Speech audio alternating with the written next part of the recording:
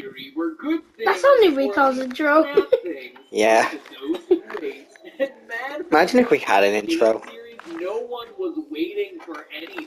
I mean, the Like that'll ever happen. 3 months after the first, the trailer for the third We do was so 10 many months videos, later, it'd be like annoying. 4 minutes after Oh, that, no. the game was available to download. So forgive me if I was caught with my pants down on that one. I just wasn't prepared for it. But even more impressive than that abbreviated timeline was your ability to rip that final game apart. Hours after the release of the game, people were discussing good versus bad endings, 8-bit Atari cake, glitching through walls, and punching a flippy code into cement bricks arranged like a telephone dial pad. In regards to that last one, I have 2 things to say. First off, well done to you guys for figuring it out so quickly, and secondly, Scott, seriously. Seriously, Scott? Oh look, here's a wall. Let me just dial in my phone number. Beep, boop, boop, beep, boop, boop. What? When did we jump from a point-and-click horror game to magical fantasy? This thing is like platform 9 3/4. I expect Harry effing Potter to apparate into Pirate's Cove or something. Jeez, here I am thinking like to plug your numbers into one other place to use numbers in this game. Egg jockeys. Scare menu or something, anything, but nope, dialing it into a wall makes so much more sense. Okay, sorry, just need to get that one off my chest. Moving on. Now, with 15 days at Freddy's under our belts and a few overtime hours clocked in for good measure, we have ourselves a completed video game trilogy, with the third game giving us more jump scares, more phone guy, and more... But this game also contains the final clues we need to get some closure on this game's deviously vague story. Scotty C certainly didn't make things any easier for us, but at this point I think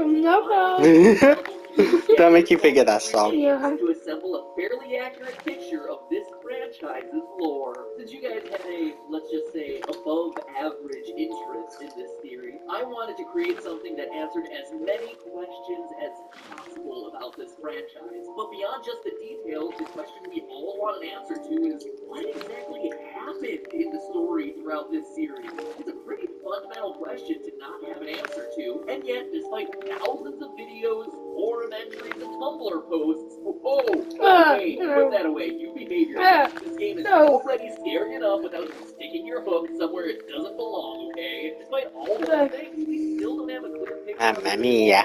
Waluigi likes that. killer on the loose, Maybe. purple guy who's been using Fazbear Pizzerias as his hunting ground. I don't respect you anymore. But going into the third game, we still weren't sure about who this Only guy bitches was, give up. how many victims he'd officially taken. Then there are the Give up on you. animatronics. Sure, we generally understand that the killer's dead bodies have been stuffed into some of the suits, and that with the help of the puppet, the kids were able to find new life in those robotic bodies. But then, what about Shadow Bond? Shadow Freddy, who randomly appeared in FNAF 2, only to become prominent figures throughout Part 3. How did they fit? What about the ghostly Golden Freddy? Someone we've been talking about since the first game, and yet we still don't really know anything about him. Well, now that we finally have all the facts, I think it's time we revisit my timeline I presented in the last episode to see what I got right, what I got wrong. Yes, you heard that. Wrong. No shame. I'm a big boy. Mommy, wow, I'm a big kid now. And finally fill in the missing details to create what I believe to be my definitive Five Nights theory. And boy, howdy, it is a doozy. The mask from the past. You're about to get it. Overall, the timeline of the franchise I presented in the last video still holds strong. Decades before the name became a horror legend meriting its own theme park-style attraction, Freddy Fazbear got his start at Fredbear Family Diner. It's here where our story begins as Purple Guy takes his first victim. Something we see. He thinks this is the first on the timeline.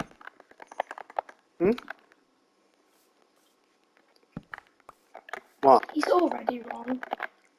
He said this is the first thing that happens on the timeline for FNAF 3.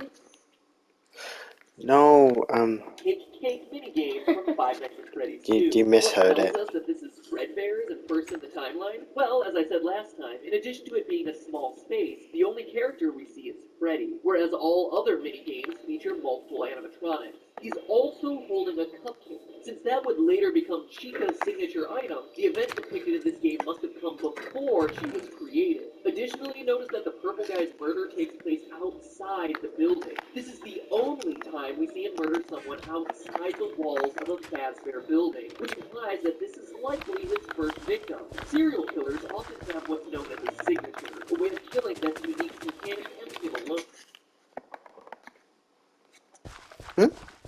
I'm going to put my thing down. Alright. The mask.